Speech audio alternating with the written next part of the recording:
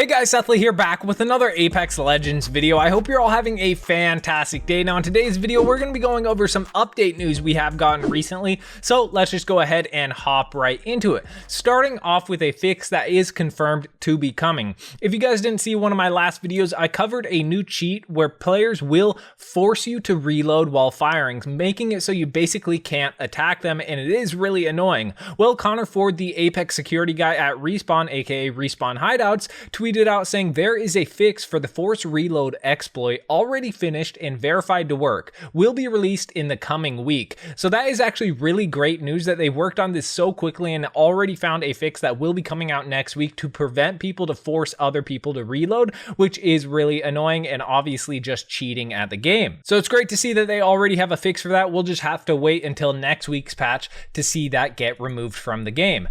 It was also funny, I saw Josh Medina, the senior producer at Respawn, replied to this and said, "This is good to know, LOL." So clearly the people at Respawn are also happy that this is going to be fixed. Next, I wanted to go over an update that was added to the dev tracker, giving us some more insight as to what's going on behind the scenes, what they are working on, and what has already been fixed. Starting off with a new addition to the dev tracker, this one is labeled in coming in a future patch, and they added a section that says performance and stability issues on Xbox platforms. So it looks like they are going to be fixing some issues with performance and stability on the Xbox. I've seen some people comment about that on my videos, so it's good I can let you guys know that they are working on those FPS problems and overall performance problems. Those will be fixed in the near future, hopefully sooner rather than later. Next, I wanted to go over something that was on the dev tracker for a while, ever since Season 16 was released, which has actually been moved to resolved issues. And this was the bug where when you would see orientation match on the Apex Legends game mode selector when you shouldn't be seeing that, and you had to like tab out and go back to a different mode until you got back to normal matches. Well, that has been fixed, so you should no longer see orientation matches in the game mode selector when you shouldn't be seeing them, which is good news. That was just a small thing, but it got pretty annoying when it happened over and over. Next, they actually deleted a card from the dev tracker, and it was in the fixes coming in a future patch, but they have deleted it. And on the dev tracker, it doesn't tell me what they actually deleted. However, I check it quite often, and I'm pretty sure the one that they deleted was where ranked rewards were being improperly granted for certain seasons. So I'm not too sure why they went ahead and deleted this from the dev tracker from the coming in a future patch section. Well, I'm not too sure. Maybe this is just no longer a problem. Maybe they already fixed it, but usually they move it to recently resolved issues when it's already fixed. Or maybe it was just never really a thing. I'm not too sure, but it looks like we shouldn't have to worry about people getting the incorrect ranked rewards for each season, but it's hard to be certain since they just removed it from the dev tracker. But I wanted to keep you guys updated on everything about that dev tracker and all we know about updates that are coming in a future patch, so I wanted to definitely let you guys know about that. Next, I wanted to go over some really good news for Apex Legends. Alpha Intel tweeted out saying last month Apex Legends average player count on Steam was 257,000, the highest it's ever been since Apex has released on Steam in November of 2020. So that is great news, seeing the analytics of Apex Legends continually gradually going up, which is great. This also comes along with Apex hitting its highest peak concurrent players ever with 629,000, as well as the increased Twitch viewership that has increased by 50% this season, which is great news all around for Apex Legends in general. Next, we have some unfortunate news that did come out. Well, Respawn's creative director, Ryan Lastimosa, is leaving Respawn and EA after over 12 years. He worked on the Titanfall series and Apex Legends, and weapons in the Titanfall universe such as the R301, R99, Kraber longbow, and more were made by Lastimosa Army, which is actually named after Ryan. So it's great that he was able to inspire so many essential parts of Titanfall as well as Apex Legends, but it's unfortunate to see him go. I wish him best in his future endeavors,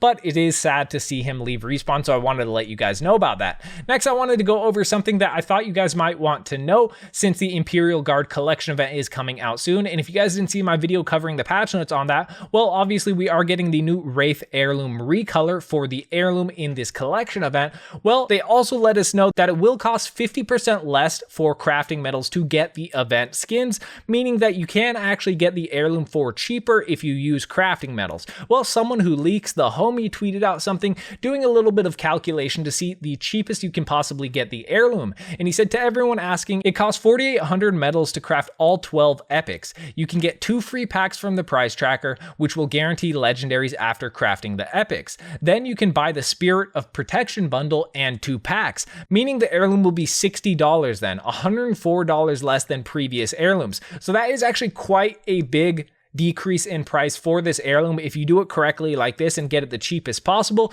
which is actually really cool news. I didn't think it would cost that little if you have crafting metals, so it is unfortunate that that price will only be available to people with crafting metals, but if you do have those, you can actually get it for quite cheap. Next, I wanted to go over something I saw on Reddit that I never really thought about. Somebody made a post saying, with all the attention on crossplay, I wanted to bring up an issue that has been plaguing our little Switch Apex community for 6 seasons now.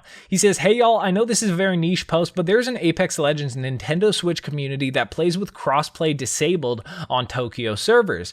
We have had to deal with PS, Xbox, and PC players exploiting a glitch by queuing up with a Switch player and getting into our quote-unquote crossplay off lobbies since around Season 10 when the glitch was discovered. If we could get some community support on this, I think it would be a phenomenal fix, especially for the players that have been trying their best at a disadvantage for so long. It's estimated by the community that at least 50% of Switch Preds are boosted by their console and PC friends to achieve their rank. This is extremely unfair as Switch has limited FOV and FPS. Fighting against console and PC players is an absolute slaughter.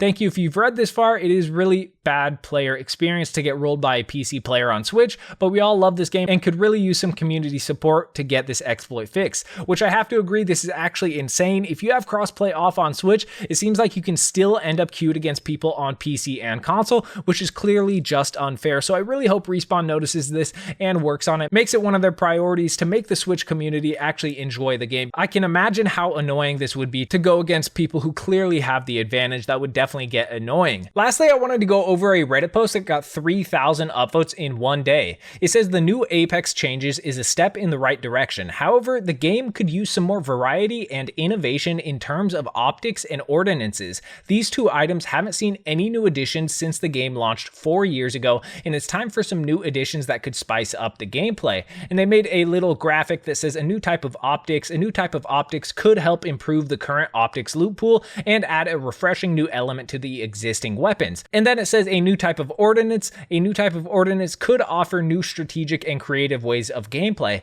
And I honestly have to agree, it's pretty crazy that out of the 4 years that Apex Legends has been out, they have not made any new additions to these sections of the game. Now, I'm not too sure what would actually go good with the meta and not change the game too much to where people would complain. The only thing I can really think about in optics section is maybe adding in a new type of thermal sight that isn't just the 1x digital threat and the 4 to 10 times scope. Maybe they could add in a 3x thermal or digital threat. I think that would be pretty cool, but I'm not too sure if that would have to be very rare in the game because it might get a bit annoying if everybody is using digi threats. And for ordinances, maybe they could add in some sort of flashbang or stun grenade, but I'm not too sure how that would work in the world of Apex Legends. As of right now, arc stars, thermites, nades, those all seem pretty well placed in Apex Legends, and I don't know how well flashbangs would actually fit in the game. However, I definitely think a new type of optic and a new type of ordinance definitely could have a place in the future if an update makes it correctly. They just have to make sure to not make it too OP